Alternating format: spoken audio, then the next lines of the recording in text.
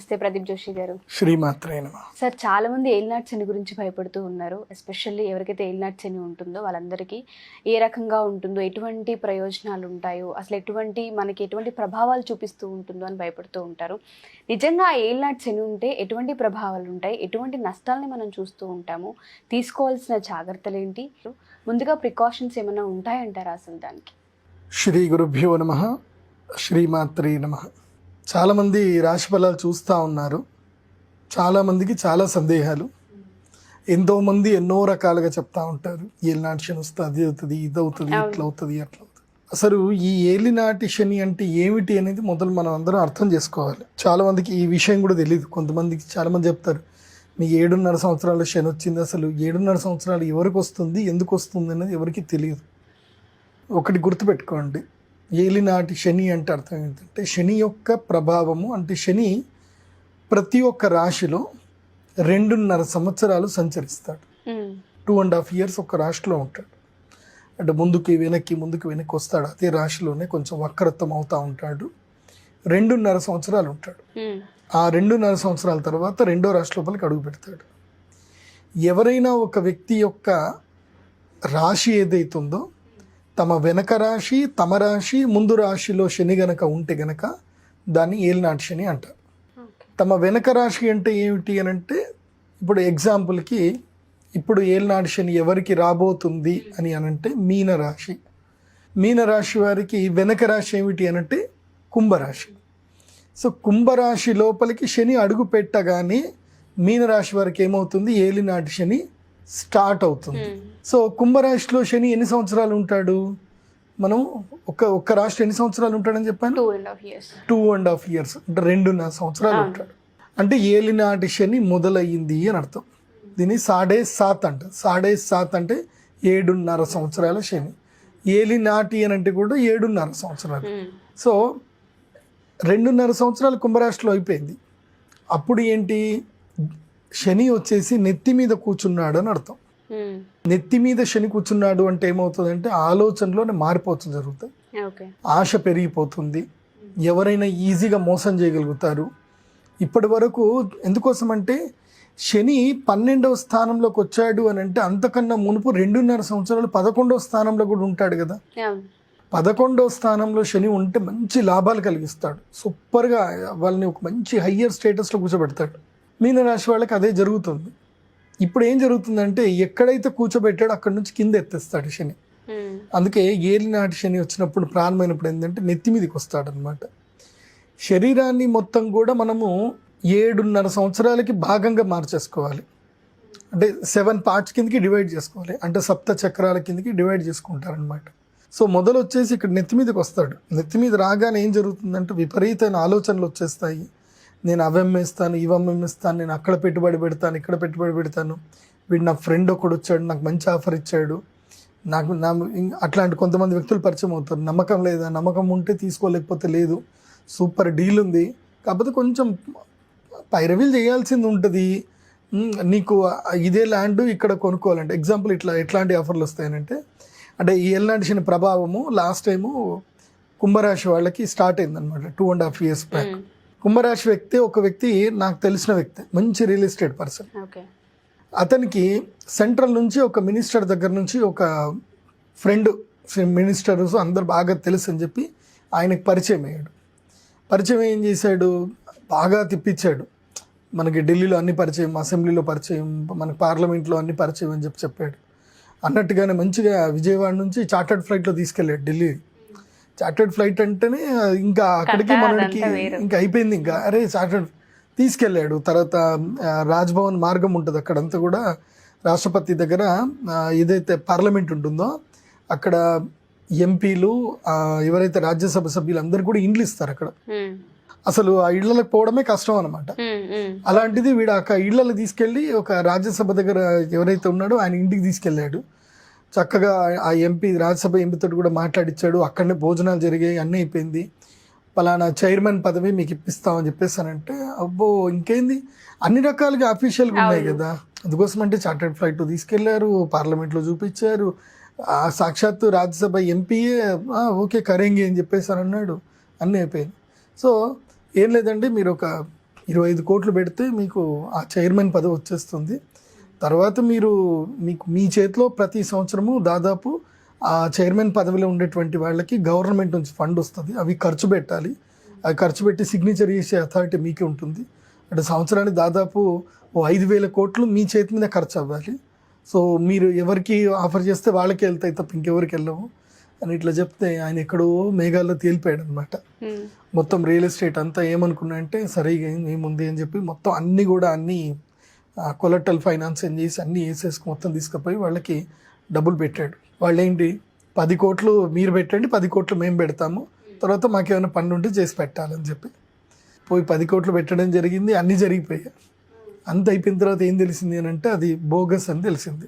ఎవరి మీద కంప్లైంట్ చేస్తాడు? అన్నీ కూడా క్యాష్లోనే ఇవ్వడం జరిగింది తప్ప ఏం ఎవిడెన్సెస్ ఏం లేవు. ఎవరి మీద కంప్లైంట్ ఇస్తాడు? ఏం కంప్లైంట్ ఇవ్వలేదు, ఛాన్సే లేదు. జీవితకాలం పాటు ఒక్కసారి పడిపోయాడు. అంటే తన జీవితకాలం సంపాదించిన డబ్బంతా కూడా ఒక్కసారి ఒక అటెంప్ట్కి వెళ్ళిపోయింది. సో ఇలాంటి ఏలినాటి శని ఉన్నప్పుడు ఇలాంటివి జరుగుతుంది. ఇంకొక ఇన్సిడెంట్ కూడా ఉంది. నాకు తెలిసి వాళ్ళకి మంచి ఫ్యాక్టరీ ఉందన్నమాట. వాళ్ళ ఫ్యాక్టరీ బాగా నడుస్తుంది, అంత బాగానే ఉంది, కానీ వాళ్ళు డబ్బులు బాగా సంపాదించారు, లెక్కల్లో చూపించట్లేదు, ఇన్కమ్ ట్యాక్స్ లెక్కల్లో చూపించట్లేదు.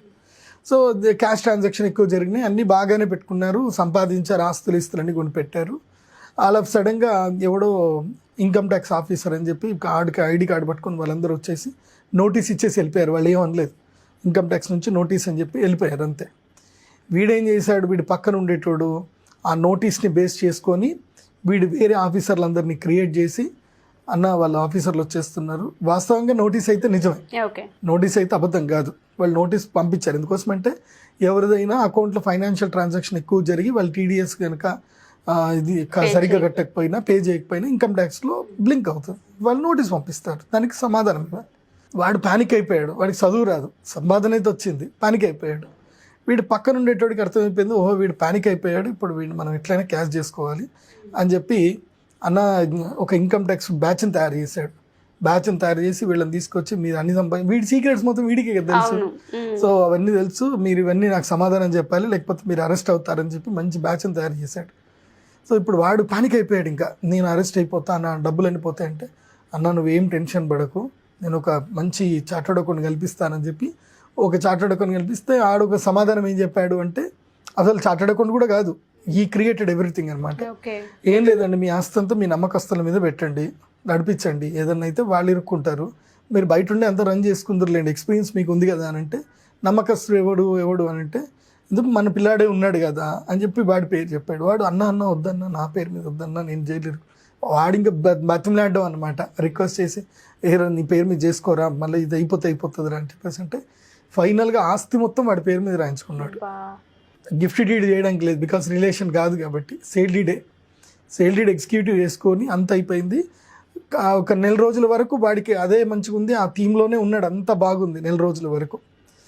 1 నెల రోజుల తర్వాత ఆల్ ఆఫ్ సడన్గా అన్న అంటే వీడికి రైడింగ్ అవుతుంది అన్నట్టు ఫోన్లు వస్తున్నట్టు అన్నీ క్రియేట్ చేసుకొని, అన్న నేను వేరే కంట్రీకి వెళ్ళిపోతాను, ఇప్పుడు నేను ఇక్కడ ఉంటే నా మీద ఇది అవుతుంది, మీరు జస్ట్ ఇన్ఛార్జ్ అని మీరు రన్ చేసుకోండి, అన్లెస్ నేను దొరికేంత వరకు ఆస్తి అయితే ఎవడు పట్టుకోలేడు, కాబట్టి మీరు బిజినెస్ రన్ చేసుకోండి అని వీడు వేరే కంట్రీకి వీడే పంపించాడు ఫ్లైట్లో. అయిపోయింది. తీరా అయిపోయిన తర్వాత ఒక 15 రోజుల తర్వాత ఏం జరిగిందనంటే, వెళ్దాము అని అనేసరికి దానికి ఎవరో ఒకళ్ళు అందరూ మంచిగా పట్టేసుకొని సరంజామా పట్టుకొని లోపలికి వచ్చి పూజ చేసుకోవడానికి అందరూ వచ్చేసారు. ఏమైంది అని అంటే, ఇది మాకు అమ్మేశారండి అని చెప్పేసి అని అన్నాడు. ఫ్యాక్టరీ మొత్తం అమ్మేశాడు వాడు ఫ్యాక్టరీ అమ్మేసుకొని వాడికి ఫైనాన్షియల్ ట్రాన్సాక్షన్ అంతా కూడా వేరే అకౌంట్లోకి ట్రాన్స్ఫర్ చేసుకొని హ్యాపీగా వెళ్ళిపోయాడు వాడు. ఇప్పుడు చెప్పండి, వీడి మీద కేసు పెట్టొచ్చా అంటే ఎక్కడుంది సార్, ఛాన్స్ లేదు కదా, ఎక్కడ కేసు పెట్టడానికి లేదు. అయినా సరే పోలీసుల దగ్గరికి వెళ్ళిపోయి ఏదో కేసు పెట్టాడు, బ్రీచ్ ఆఫ్ ట్రస్ట్ అని ఏదో కేసు పెట్టాడు, కానీ వాడు ఇప్పటికీ దొరకలేదు. నెత్తి మీద శని వస్తే ఇలాంటివన్నీ జరుగుతాయి అన్నమాట. ఇదంతా కూడా మీ అందరికీ చెప్తున్నాను, ఏలినాటి శని ఎవరెవరికి వస్తుందో మీకే చెప్తున్నాను. అంటే ఆల్రెడీ కుంభరాశి వాళ్ళకి ఇన్సిడెంట్స్ అన్నీ జరిగిపోయాయి, కుంభరాశి వాళ్ళకి జరిగిపోయాయి. మకర రాశి వాళ్ళకి 2.5 కుంభరాశి వాళ్ళకి 2.5 years అయిపోయింది ఏలినాటి శని వచ్చి. తర్వాత మకర రాశి వారికి ఆల్రెడీ 5 years అయిపోయింది ఏలినాటి శని వచ్చేసి. ఇప్పుడు ధనుసు రాశి వాళ్ళకి ఏంది, ఏలినాటి శని అయిపోయి 7 years అయిపోయింది. 7 years తర్వాత 4 months అయిపోయింది. అంటే ఇప్పుడు 2022 నవంబర్కి మనం చెప్తుంది, డిసెంబర్ జనవరి అయిపోతే ధనుసు రాశి వాళ్ళకి ఏమైపోతుందంటే ఏళ్ళనాటి శని మొత్తం కూడా కంప్లీట్ అయిపోతుంది, క్లియర్ అయిపోతుంది. 7.5 సంవత్సరాల శని. ఇప్పుడు మకర రాశి వాళ్ళకి 5 సంవత్సరాలు అయిపోయింది అంటే వాళ్ళకి కాళ్ళ మీద శని ఉన్నాడు. శని కాళ్ళ మీద ఉండడం అంటే ఏంటంటే ఊరు వదిలేసి వెళ్ళిపోవడము, లేదంటే ఎక్కడికైనా ఇంకా ఎందుకోసం అంటే 5 సంవత్సరాలు నష్టపోతారు. ఆల్మోస్ట్ 5 సంవత్సరాలు నష్టపోతారు. కాబట్టి ఏం చేస్తారంటే ఇక ఇది కాదురా, ఇంకెక్కడ జీవితం మార్చుకుందాము, ఈ ఊర్లో మన పరువు పోయిందనో, డబ్బులు పోయినాయనో, ఏదో జరిగిందనో, అప్పుల పాలైనవనో, ఇట్లాంటి కొన్ని ఆలోచనలు చేసుకొని వాళ్ళు ఊరు మారుతారు అనమాట. అంటే స్థాన మార్పు అనేది చేరుతుంది. ఎప్పుడైతే ఏళ్ళనాటి శని 2.5 సంవత్సరాలకి ఇంకా చివరి దశకు వస్తుందో అప్పుడు చరం అన్నమాట, అంటే తిరిగిపిస్తాడు, బాగా విపరీతంగా తిరిగిపిస్తాడు. మొట్టమొదటిగా వచ్చినప్పుడు 2.5 సంవత్సరాలు ఏం చేస్తాడంటే తప్పుడు నిర్ణయాలు తీసుకొని కంటతడి పెట్టిస్తాడు. మిగతా 2.5 సంవత్సరాలు జీవితంలో ఎవరు నీ వాళ్ళు, ఎవరి నా వాళ్ళు, ఎవరు నీకు అయిన వాళ్ళు, కాని వాళ్ళు ఎవరు అనేది టోటల్గా నీకు క్లారిటీ ఇప్పించేస్తాడు. అంటే మన కష్టం వస్తే కదా నిజమైన ఫ్రెండ్ ఎవడు అని మనకు తెలిసేది. సో అలా క్లారిటీ ఇప్పిస్తాడు. ఆ తర్వాత లాస్ట్ 2.5 సంవత్సరాలు ఇంకా నీ శక్తి ఏందో నీకు గుర్తు చేస్తాడు. సో మన శక్తి ఏంటిది, మనం ఎక్కడికి వెళ్ళాలి, మన ప్లేస్ ఏంటిది, మనకు ఒక క్లారిటీ వస్తుంది లైఫ్లో. సో ఆ 2.5 సంవత్సరాల లైఫ్లో క్లారిటీ వచ్చిన తర్వాత ఏళ్ళనాటి శని రావడం అంటే అర్థం ఏంటంటే ఒక బంగారాన్ని కొలిమిలో వేసి బాగా మరగబెడితే అది దానికి మెరుపు వస్తుంది. తుప్పు పట్టిన బంగారం అయినా సరే కొలిమిలో వేస్తే ఏమవుతుంది, దాని తుప్పంతా కూడా పోయి అది బాగా ప్యూర్గా మారిపోతుంది. సో దానికి ఒక షైన్ అనేది వస్తుంది, న్యూ షైన్ వస్తుంది. అట్లా ఈ కొలిమి అనమాట. ఏళ్ళనాటి శని అనేది ఏంటంటే కొలిమి లాంటిది. నువ్వు బంగారం లాంటి వాడివి అయితే గనక ఆ కొలిమిలో పడ్డప్పుడు నువ్వు ఇంకా మెరుగుపడాలి. సో ఆ ఎక్స్పీరియన్స్లు జరిగినా ఏది జరిగినా that is the God gift అనుకొని అదొక ఛాలెంజ్గా తీసుకొని మనం లైఫ్లో ఇట్లాంటి వాళ్ళు మనకి గుణపాఠాలు నేర్పించడానికి వస్తారు, గుణపాలు దించడానికి వస్తారని చెప్పి తెలుసుకొని మనం ముందుకెళ్ళాలి.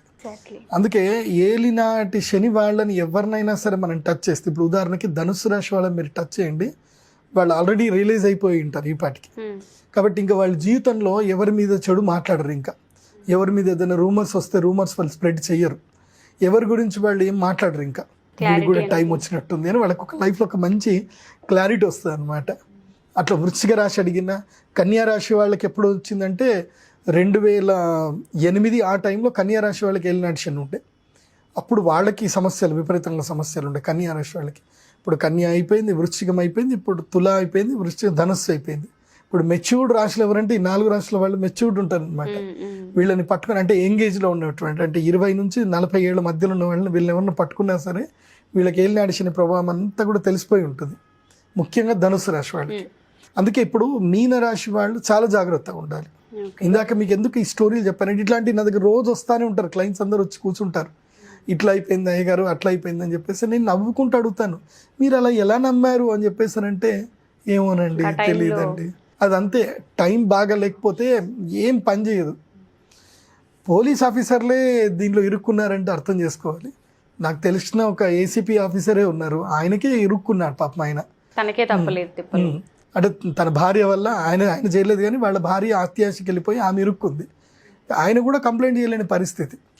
అంటే అట్లా అందరూ ఉంటారు, ఎవరు చట్టానికి ఎవరు అతిథులు గారు. సామాన్యుడైనా పోలీసులైనా ఎవరైనా చట్టానికి అందరూ సమానమే. అందరూ కూడా మళ్ళీ గ్రౌండ్ నుంచే కంప్లైంట్ ఫైల్ చేయడము, దాన్ని ఎంక్వైరీ చేసుకోవడం, ముందుకెళ్ళడం. కొంచెం ఎవరైనా పెద్ద స్థాయి ఉన్న వాళ్ళు ఇన్ఫ్లుయెన్స్ పెట్టుకుంటారు. కానీ తప్పు చెయ్యాలి అని పూర్తిగా నిర్ణయం చేసుకున్నవాడు, మోసం చెయ్యాలని నిర్ణయించుకున్నవాడు నీకే ఎవిడెన్స్ లేకుండానే మోసం చేస్తాడు వాడు. కోసం అంటే వాడి వృత్తి అది కదా. కాబట్టి వాళ్ళందరినీ ఎవరు అంటే వాళ్ళంతా శనిగ్రహానికి సంబంధించిన వాళ్ళొక వ్యక్తులని చెప్పుకోవచ్చు. ఇంకా అంటే శని ఏం చేస్తాడు అంటే మన జీవితంలో కర్మ ఫలాన్ని ఇస్తాడు, కర్మ విపాకాన్ని ఇచ్చి ఏం చేస్తాడు అంటే పిండుతాడు, మనని మొత్తం కూడా పిండేస్తాడు. ఎంత అహంకారం వ్యక్తినైనా సరే శనిగ్రహం వచ్చేసి పిండి పట్టు కొడతాడు. ఇంకా కొట్టి ఈ జీవితము సుఖాలు కాదు, భోగాలు కాదు, నానేవాళ్ళు కాదు, వీళ్ళు ఎవరూ కాదు. జీవితం అంటే ఏమిటి అని అంటే నిన్ను నువ్వు ఉద్ధారం చేసుకోవడము, భగవంతుని వైపు నువ్వు వెళ్ళడము అని ఒక మంచి రియలైజేషన్ తీపిస్తాడు. మనిషి మైండ్ కామ్ అయిపోతాడు. అదే ఏలినాటి శని అంటే 7.5 సంవత్సరాలు ఏలినాటి శని. ఒక రకంగా మనిషి ఇంకో మనిషిగా మారడానికి ఒక అవకాశం అని చెప్పుకోవచ్చు కదా సార్. మనిషిగా మారే అవకాశం, ఒక మంచి అవకాశం. కాకపోతే చాలా మంది ఏం జరిగిపోతారంటే దీంట్లో మనుషులు సెట్ చేసుకోలేకపోతారు. అంటే ప్రతి ఒక్క మనిషి కష్టాలు వస్తాయండి, కానీ కొంతమంది ఏమైపోతారు అంటే ఆ కష్టాన్ని తట్టుకోలేక కొంతమంది మధ్యలోనే ఎగ్జిట్ అయిపోతారు, గివ్ అప్ చేసేస్తారు. ఇంకొకళ్ళు ఏంటంటే వీళ్ళ కష్టం వచ్చింది కదా అని ఇంకొకళ్ళకి కష్టం ఇచ్చినట్టుగా వీళ్ళు కూడా మోసగాళ్ళ కిందకి మారిపోతారు, వీళ్ళు కూడా చెడ్డదారులకు వెళ్ళిపోతారు. ప్రతి మనిషికి జీవితం 2 దారులు ఇస్తుంది, నీకు మంచి దారి ఇస్తుంది, చెడు దారి ఇస్తుంది. మంచి దారి కొంచెం లేట్ అవుతుంది నువ్వు సక్సెస్ అవ్వడానికి, బట్ అది నీకు పర్మనెంట్గా ఉండిపోతుంది. చెడు దారి నీకు ఇన్స్టెంట్గా సక్సెస్ ఇస్తుంది, కానీ ఇన్స్టెంట్గానే నేను తీసుకెళ్ళి కింద పడేస్తుంది. ఇప్పుడు పుష్ప 2 సినిమా వస్తుంది కదా, నీకు ఇదే చూపిస్తారు పుష్ప 2లో. పుష్ప 2 కొంచెం ఫ్లాప్ అవ్వడానికి కారణాలు కూడా ఉంటాయి, కాకపోతే ఏంటంటే దీన్ని రియలైజ్ చేపిస్తారు. సేమ్ జగడం సినిమా కాన్సెప్టే, సుకుమార్ జగడం సినిమాని ఎంత మెచ్యూర్గా తీశాడో సేమ్ అదే కాన్సెప్ట్ని పుష్ప 1 పుష్ప 2లో తీస్తున్నాడు. అంతకుమించి పెద్ద తేడా ఏం లేదు, డిఫరెంట్లో చూపిస్తున్నాడు అంతే. జగడంలో లాస్ట్కి వచ్చేసరికి వాడి తమ్ముడికి కాలు విరుగుతుంది, వాడు ఇదైపోతాడు. సో వాడు క్రైమ్ నేర్చుకుంటాడు, ఈజీ క్రైమ్ అని చెప్పి. సో పుష్ప 2లో కూడా అదే జరుగుతుంది. సో పుష్ప 2లో వాడు మళ్ళీ రాజకీయ నాయకుడు అవుతాడు, రాజకీయ నాయకుడు అయిపోయి దీన్ని చట్టం కిందకి తీసుకొచ్చుకుంటారు. ఏది గంధం చెక్కల్ని అమ్ముకోవడం అనేది చట్టం కింద తెచ్చుకుంటారు. అట్లా ఉంటుంది, because I know the story. ఇప్పుడు కూడా అదే చెప్తున్నాను నేను అందరికీ. ఏంటంటే ఇప్పుడు పుష్ప 2 సినిమా ఎందుకు హిట్ అయింది అని అంటే మనకి ఈజీ మనీ అనేది వాడు ఈజీగా గ్రో అయిపోయాడురా, అట్లాగే ఉండాలిరా, తగ్గేదే లేదంటాడు. నీ ఇంట్లోకి వెళ్ళి ఎక్కడైనా పోయి నువ్వు స్కూల్కి వెళ్ళి తగ్గేదే లేదంటే పట్టుకొని కొడతారు. ఉద్యోగం చేసే దగ్గర పోయి ఏదైనా మనం పని చేస్తున్నాం, జాబ్ చేస్తున్నాం, అక్కడ పోయి తగ్గేదే లేదంటే 4 పట్టుకొని కిందకి వెళ్ళిపో అని చెప్పేసి అని అంటారు. బిజినెస్ చేస్తున్నా సరే తగ్గేదే లేదంటే వినరు. సో తగ్గేదే లేదనేది ఎక్కడ ఉండాలంటే నీ ఇంటర్నల్గా ఉండాలి, నువ్వు చేసే నీ యొక్క వ్యక్తిత్వాన్ని నువ్వు డెవలప్ చేసుకునే దాంట్లో ఉండాలి. సో అట్లా ప్రతి ఒక్క చోట మనము అలా చూపిస్తే కుదరదు, ఒకడలికి పోకూడదు. సో ఏలినాటి శని వచ్చినటువంటి వాళ్ళకి ఇదే ప్రభావం ఉంటుంది. ఈజీ మనీకి అలవాటు పడిపోతారు, కొంతమంది ఏంటంటే డిప్రెషన్కి వెళ్ళిపోతారు. ఇప్పుడు సంబంధ బాంధవ్యాలు కూడా తెగిపోతాయి కదా, ఆ సంబంధ బాంధవ్యాలు తెగిపోయేసరికి దాన్ని రెక్టిఫై చేసుకునేది మానించేసి దాన్ని ఇంకా చింపుతారు. ఇప్పుడు కొంతమంది ఏంటంటే మామూలుగా వైఫ్ అండ్ హస్బెండ్ మధ్యలో గొడవలు జరుగుతూనే ఉంటాయి. జరిగినప్పుడు సైలెంట్గా ఉండాలి, కానీ దాన్ని 10 మందికి చెప్పి ఏం చేస్తారంటే దాన్ని ఇంకా ఇంకా ఇంకా ఇంకా ఇంకా పెద్దగా చేస్తారు. అది ఎంతమందికి చెప్తా పోయారనుకోండి అంతమంది మధ్యలో దూరుతారు. అంతమంది మధ్యలో దూరారనుకోండి రేపు మళ్ళీ వాళ్ళు యునైట్ అవ్వలేరు, కలవలేరు. సో అది మీరు దూరం అయిన తర్వాత ఏంటంటే లైఫ్లో ఒక మచ్చగా మిగిలిపోతుంది అనమాట, ఒక స్టాంప్ ఎంబ్లెం పడిపోతుంది. సో ఆ ఎంబ్లెం నుంచి బయటపడలేకపోతారు. దానికి తాగుడు, సిగరెట్లు, గంజా ఇవన్నీ అలవాటు చేసుకుంటారు, వ్యసనాలకు అలవాటు చేసుకుంటారు. ఎవరైనా సరే ఇదేదో లైఫ్ ఏదో జరిగిపోయింది, నేను మళ్ళీ కొత్తగా లైఫ్ స్టార్ట్ చేస్తానని పోయేవాళ్ళు వేరే ఉంటారు. కానీ ఎవరైతే ఎక్కువ ఎమోషనల్ కనెక్ట్ అవుతారో వాళ్ళు కొత్తగా మార్గం వైపు వాళ్ళ లైఫ్ చూసుకోలేరు, వాళ్ళు ఇట్లా వ్యసనాలకు కనెక్ట్ అవుతారు. శని ఎప్పుడైనా సరే గుర్తుపెట్టుకోండి, ఏలినాటి శని అయిపోయిన తర్వాత మళ్ళీ 2.5 years లక్ ఇస్తాడు. లక్ తప్పకుండా ఇస్తాడు. ఎందుకోసం అంటే ఈ 2.5 years దెబ్బ కొట్టాడు కదా, మళ్ళీ వాళ్ళకి ఛాన్స్ ఇస్తాడు. డోంట్ వరీ, నేనే నేను దెబ్బ కొట్టాను కదా, నేనే నీకు ఛాన్స్ ఇస్తానని చెప్పి భుజం మీద చేసి మనల్ని మళ్ళీ పైకి లేపుతాడు. కానీ మనం ఆ 7.5 సంవత్సరాల గతంలో ఇరుక్కపోయామనుకోండి, ఈ 2.5 years యూటిలైజ్ చేసుకోలేదు, ఏమీ చేయలేం. మనం గతంలో ఉండిపోతే ఇంకేముంటుంది. ఏదైనా ప్రోగ్రెసివ్ వేలోకి వెళ్ళాలి. ఇప్పుడు నేను ఇంట్లోనే కూర్చుంటే నాకు ఏనాటి శని అయినా తెలియదు. ఇప్పుడు ఉదాహరణకి ఏ పని చేయనోడు కొంతమంది ఉంటారు, జీవితంలో కొంతమంది ఉంటారు.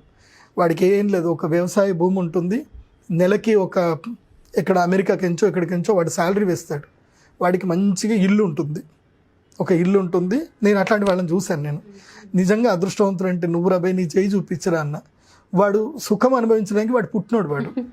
వాడికి ఏంటంటే మొత్తం అంటే బెంగళూరుకి మైసూరుకి మధ్యలో మండి అని ఒక ప్లేస్ ఉంటుంది అన్నమాట. అక్కడ ఆల్మోస్ట్ ఒక 200 ఎకరాల మాగాడు ఉంటుంది.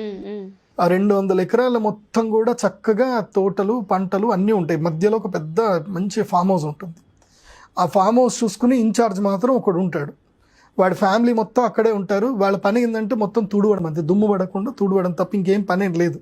అకౌంట్ చూసుకోవాలి, ఎవడెంత పంట పండించాడు, ఏం కథ, ఎంత పోయింది, అకౌంట్ చూసుకోవడం అంతే.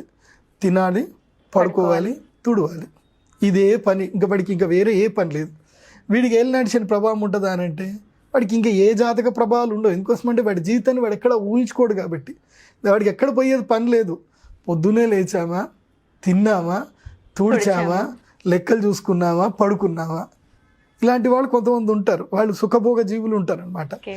వాళ్ళు బయటకు కూడా ఎక్కడికి వెళ్ళరు. ఇంకా వాడిని నువ్వు ఎక్కడికైనా ಬಯಟಕ್ಕೆ వెళ్తా అంటే ಯಾಕೆ ಬೈಕ್ ಹೊರಗೆ ಹೋಗ್ಬೇಕು, ನಾವು ಎಲ್ಲಿ ಹೋಗಲ್ಲ అంటే మాకేంటంటే మాకు బయటకు పోయే పని ఏమి ఉంటుందండి, ఇక్కడే కూర్చుంటాము. మా యజమాని మా సాహెబ్ ఎప్పుడు వస్తాడు, కెమెరాలో మా సాహెబ్ చూస్తారంటే, అక్కడ సాహెబ్ అంటారు అనమాట. సో మా యజమాని మొత్తం కెమెరాలో అంతా చూస్తాడు. మా యజమాని ఎప్పుడైనా సరే వస్తే మాత్రం ఇక్కడ నుంచి కారు ఉంటుంది, ఆ కారు అక్కడ నుంచి చూడండి, బెంచ్ కారు, అది దాన్ని కూడా మేము అస్సలు వాడము, తీయము, దాన్ని కూడా తుడవడమే. నా పని ఏంటంటే తుడవడము, తుడిపించడం. ఈ 300 ఎకరాల మాగాణి ఏదైతే ఉందో దీన్ని మొత్తం కూడా చూసుకోవడం, లెక్కలను చూసుకోవడం, మా సాహెబ్ గారికి ఇక్కడన్నీ డబ్బులు ఇట్లా పెట్టి ఉంచడం, ఇంతకు మించి ఏం ఉండదండి మా పని అంటాడు. సో ఇలాంటి వాళ్ళకి ఏంటంటే ఇంక ఏలాంటి శని ఉండదు. మామూలుగా శని వస్తే జ్వరం వస్తుంది, లేదంటే పొలంలో నడిచినప్పుడు ఒక 2 ముళ్ళు గుచ్చుకుంటాయి, అంతకుమించి ఏం ఉండదు. సో వాడి జీవితంలో రిస్క్ ఏం లేదు, వాడి జీవితంలో వేరే ఆశలు లేవు, కోరికలు లేవు.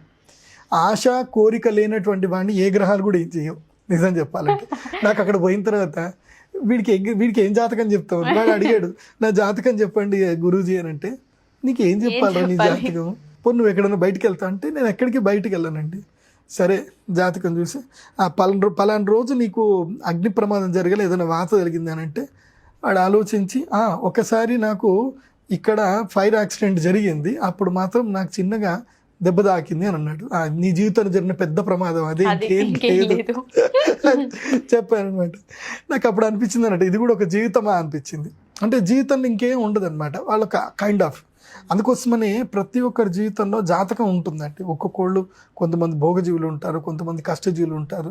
నాకు తెలిసిన ఒక బ్యాంక్ మేనేజరే ఉన్నాడు, ఆయనకి శనిగ్రహం అస్సలు బాగలేడు జాతకంలో, గురుగ్రహం మంచిగా ఉన్నాడు. ఆయన ఎక్కడికి వెళ్తాడో జోనల్ హెడ్ కానీ మంచిగానే ఉంటాడు, పోయిన చోట్ల బాగా డబ్బులు సంపాదిస్తాడు. కానీ అక్కడ 3 సంవత్సరాలు మాత్రమే ఉంటాడు. 3 సంవత్సరాలు కాగానే మళ్ళీ ఆయనకి ట్రాన్స్ఫర్, మళ్ళీ బెంగళూరు వెళ్ళిపోవడము, బెంగళూరు అయిపోయిందంటే భువనేశ్వర్కి వెళ్ళిపోతాడు. సో అట్లా భారతదేశం మొత్తం తిరిగాడు ఆయన. పోనీ ఎక్కడన్నా సొంత ఇల్లు ఉందా, ఎంజాయ్ చేసామంటే ఏం లేదండి, నా భార్య పిల్లలేమో బెంగళూరులో ఉంటారు, నాకు బెంగళూరుకి ట్రాన్స్ఫర్ కాదు, నేను ఎన్నిసార్లు ట్రై చేసినా నాకు బెంగళూరుకి మాత్రం వాళ్ళు ట్రాన్స్ఫర్ చెయ్యరు, నేను వేరే కంట్రీస్ అన్నీ కూడా తిరిగాను, వేరే స్టేట్స్ అన్నీ కూడా తిరిగాను, నా దగ్గర బోలెట్ డబ్బు ఉందండి, ఎంత ఆస్తి ఉంది అని అంటే దాదాపు నాకు 50 కోట్ల ఆస్తి ఉందండి. సుఖం ఉందా అని అంటే లేదండి. భార్య పిల్లలతో ఉన్నారంటే లేదండి, నా భార్య అక్కడే ఉంటుందండి, పిల్లల ఎడ్యుకేషన్ పాడైపోతుంది కదండి. అయిపోయి ఇప్పుడు చెప్పండి, జీవితంలో శనిగ్రహం బాగా ఉన్నాడే అనుకోండి, వాడి జీవితము నేను చెప్పాను కదా తుడుచుకుంటూ కూర్చునే పనిలో ఉండిపోతాడు. శనిగ్రహం బాగా లేదనుకోండి, ఎంత డబ్బు సంపాదించినా సుఖం అయితే ఉండదు. సో అలా శనిని ఎప్పుడైనా మన జీవితంలో, మన జాతకంలో చూసుకోవాలి. జాతకంలో ఎలా ఉన్నాడు, గోచార ఫలితరీత్యా ఇప్పుడు ఏం నడవబోతుంది శనిగ్రహాన్ని. మెయిన్గా శనిని సరిగ్గా మనం కంట్రోల్ చేసుకొని మనం బాగా ఉండగలిగితే మన జీవితం సూపర్గా ఉంటుంది. శని మోస్ట్ ఇంపార్టెంట్. శని కష్టాలు ఇచ్చేటువంటి వాడు, దుఃఖాలు ఇచ్చేటువంటి వాడు శనిగ్రహమే. అందుకోసమే ఎవరైనా సరే ఏళ్ళనాటి శని ఉంది అనుకోండి, మీరేం చేయండి అంటే ఈ పేదవాళ్ళకి, అంటే కార్మికులు ఎవరికైనా సరే దుప్పట్లు దానం చేయండి, బట్టలు దానం చేయండి, చెప్పులు కొనివ్వండి. ఇప్పుడు నెక్స్ట్ స్కూల్ స్టార్ట్ అవుతాయి, ఏళ్ళనాటి శని మీనరాశి వాళ్ళకి ఏళ్ళనాటి శని స్టార్ట్ అవుతుంది. స్కూల్ పిల్లలకి యూనిఫామ్లు కొనించండి, పుస్తకాలు కొనించండి. సో ఇలా ఏదైనా సరే మంచి, ఎవరైనా ప్రోగ్రెసివ్ అవ్వడానికి మీరు ఏం చేయండి అంటే దానం చేయండి. ప్రోగ్రెసివ్ అవ్వడానికి మీరైతే దానం ఎప్పుడైతే చేస్తారో అప్పుడు ఏమైందంటే శని కార్మికుల మీద, దుఃఖజీవుల మీద ఉంటాడు, దీనజీవుల మీద ఉంటాడు. ఎవరైతే పూట గడిస్తే కానీ, రెక్కాడితే కానీ డొక్కాడను అనే వాళ్ళు ఎవరైతే ఉంటారో వాళ్ళు శనిగ్రహ ప్రభావవంతులే ఉంటారు, కర్మ విపాకం అనుభవిస్తూ ఉంటారు. సో వాళ్ళని మీరు గనక చూసుకోగలిగితే, సరిగ్గా వాళ్ళని కరెక్ట్ ట్రీట్ చేయగలిగితే, శని ఏమంటాడు, వీళ్ళ రెస్పాన్సిబిలిటీ నాదే, నువ్వు చూసుకుంటున్నావు కాబట్టి నేను నిన్ను ఇబ్బంది పెట్టను అంటాడు. అందుకోసం నేను ఏళ్ళనాటి శని స్టార్ట్ అవ్వగానే ఏం చేయాలంటే మన ఇన్కంలో ఒక 10% తీసి పక్కన పెట్టాలి, పెట్టేసి చారిటీ కిందకి వాడాలి. కడుపు నిండా అన్నం పెట్టడము, లేకపోతే ఎక్కడైనా వంటలు వండి నీడ్స్ ఎవరికైనా ఉంటే కడుపు నిండా అన్నం పెట్టడం, లేకపోతే ఈ దుప్పట్లు కొనియడం. ఇప్పుడు కార్మికులు ఉంటారు కొంతమంది, వాళ్ళకి ఏదైనా మంచి కాటన్ చీరలు కొనియడము, అట్లాంటివి ఏమైనా చీరలు కొనియడము, లేకపోతే ఏదైనా వేద పాఠశాలకు వెళ్ళాలి, గురుకులాలకు వెళ్ళాలి, వేద పాఠశాలకు వెళ్ళిపోయి అక్కడ పిల్లలకి మంచిగా ధోతి పంచలు వాళ్ళకి దానం ఇవ్వడము, భోజనాలు పెట్టడము, ఇలాంటివన్నీ మనం చారిటీ చేయగలిగితే శని ప్రభావం మనకి చాలా తగ్గిపోతుంది. ఏళ్ళనాటి శని వచ్చినప్పుడు జపాలు, పూజలు, హోమాలు చేయించుకోవాలి. కానీ నేనైతే నా ప్రాక్టికల్ ఎక్స్పీరియన్స్ తోటి చెప్తున్నా ఏంటంటే జపాలు హోమాలు పూజలు చేయించండి, కానీ ఫస్ట్ ప్రిఫరెన్స్ ఏంటంటే చారిటీకి ఇవ్వండి. కడుపు నిండి ఎవరికైతే పేదవాడు ఉందో వాడి కడుపు నిండి అన్నం పెట్టండి. లేదంటే ఎక్కడికైనా సరే, అందుకోసం ఈ భారతదేశంలో ఎంత క్రిసిస్ వచ్చినా ఏదొచ్చినా భారతదేశంలో రిసెషన్ రాదు, ఆర్థిక మాంద్యం రాదు. ఇప్పుడు వేరే వేరే దేశాల్లో ఉద్యోగాలు తీయడము అవి ఇవన్నీ చూస్తూనే ఉన్నాం. 2025 కల్లా ఆర్థిక మాంద్యం వస్తుంది, దేశం మొత్తం అన్ని దేశాలు మొత్తం జీడిపి రేట్లు పడిపోతాయి అంటారు. భారతదేశంలో ఎప్పుడు అది జరగదు. ఎందుకోసం తెలుసా? జ్యోతిష్ శాస్త్ర పండితులు ఉండడం వలన. మేము ఉన్నాం కాబట్టి, ఇప్పుడు నేను ఈ మాట చెప్పాను కాబట్టి ఎంతోమంది ఈ మాట వింటారు. వాళ్ళు ఏం చేస్తారు? చారిటీ చేస్తారు. ఎక్కడ ఈ ప్రపంచంలో ఏ దేశంలో కూడా చారిటీ అనేది లేదు. ఏ దేశంలో కూడా మీరు ఫ్రీగా అన్నదానాలు పెట్టి భోజనాలు పెట్టే ప్రదేశాలు ఎక్కడా లేవు.